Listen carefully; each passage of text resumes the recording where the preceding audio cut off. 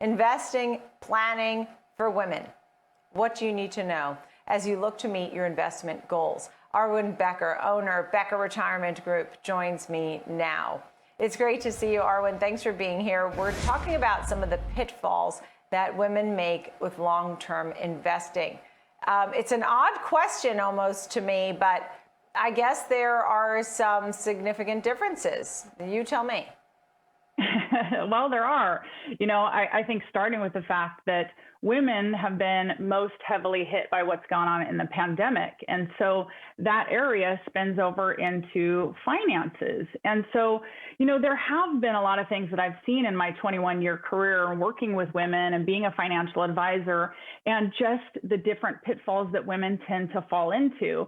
The most predominant one that we have seen is when women leave it up to somebody else to do all the planning, or they just don't have a plan at all. So statistically speaking, 80% of men die married, 80% of women die single. And if 73% of couples disagree on whether or not they have a written plan, there's a significant disconnect. So first and foremost, it's having a plan. That is one of the biggest things that we see. Secondarily, we see a lot of times people have too much risk, women predominantly. And so there's a really great simple rule of thumb to utilize. It's called the rule of 100. It's not hard. It's just a good starting point. And it's taking 100 minus your age and whatever the remaining amount left over is. So if you were 60, it would be 100 minus 60. 40% is reasonable to remain at risk. So the older we get, the less risk we want to have. So that's another one. Here's a big one I also see. It's that women don't put enough into their company plan. A lot of times what they'll do is they'll put up to what the employer matches. That might be 3, that could be 4, maybe on a great day, that might be 8%. But for women specifically, they're going to need to have upwards of 14% put away in their company plan in order to be able to maintain that real good quality of lifestyle that they want when they do retire. And so that's a really big piece, making sure that you're putting plenty in there. And it doesn't mean that you start there overnight, but slowly over time, working up to that, because women do live longer, they need to save more. Another one. Right.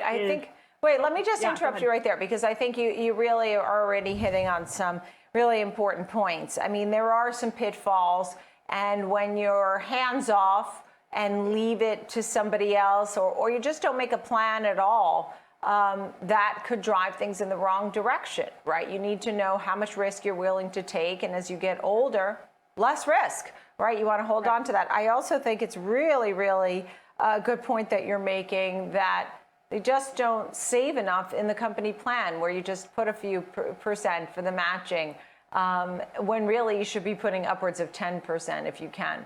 I think that makes a big difference. I know you have some, and you said 14% to quote you. So it shows that, I mean, you better be saving a lot. And also emotional, not emotional, and some tax planning. Tell me more. Well, that's why you hire a financial advisor, because especially for women, we tend to have that mama's heart. We want to be helpful. We want to be able to help our grown kids when maybe they're struggling a little bit. But if you've built up this nest egg that you're going to retire off of, and now you have your kids coming and asking you for money, you might make an emotional decision that could really negatively affect you long-term in your retirement. And so having an outside voice that can say, okay, let's look at your plan. If you do want to give to your kids in this way, you just need to know how that's going to affect you long-term. And sometimes that's all a woman needs to be able to make a better financial choice for herself, is to be able to see that in context of the plan. And then finally, the tax planning piece, very important. Your 50s and 60s, those are really important decades to be able to do tax planning for when you get to 72. And now the IRS is going to start taxing you on your retirement accounts, your IRAs, your 401ks. And so any of the planning that can be done in those decades is so vital, because once you get to 72 and the IRS says, this is how much you're going to have to take out year after year out of your retirement plans, you don't really have much of a choice. So having a CPA that's involved in the process, we do on staff, we have a full-time CPA for that reason, making sure it's all integrated, because at some point you're going to be on fixed income and you want to make sure you're paying as less in taxes as possible. Yeah, I think it is a good point, because when you're in your golden years, you do have to take out a certain amount. And unless you are consulting a professional, you're not really sure how and how much and what to do with that, and to do it in an efficient way for taxes.